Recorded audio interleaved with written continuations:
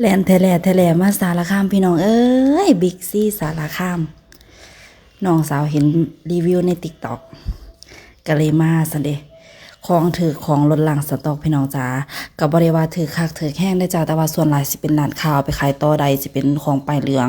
ก็สิถือเป็นบางโซนบริวารถือทุกโซนบริวารโลทุกอย่างนะจ๊ะก็สิถือเป็นบางโซนก็สิยาเพราะกันยางเบิ่งจักสิเอาอีหยังพี่น้องจ๋าบริวารถือคักถือแห้งแบบจกตาขนาดนั้นพี่น้องย่างโอละวนอยู่จักสิเอาอีหยังก็ไปได้ขนมให้พิธีก็ได้ขนมน้องสาวก็ได้ขนมคนขนมพิธีก็ได้ขนมเด็กหน่อยว่าจักสิเอาอีหยังพี่น้องเอ้ยไปคักๆแล้ว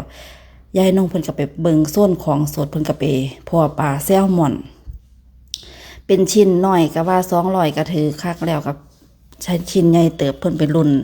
เอารุ่นเครื่องโตพี่น้องจ๋ารุ่นแบบจุกๆเพิ่นว่ากินแบบจุกๆกันนะรุ่นเครื่องโตเพิ่นว่าเพิ่นไปคั่วมาเลยแบบจุกๆเครื่องโตเพิ่นว่าให้ลูกกินแบบจุกๆปลาแซลมอนเครื่องโตหวานเจี๊ยบครับพี่น้องจ๋าจุแซ่บๆซีฟู้ดจ้า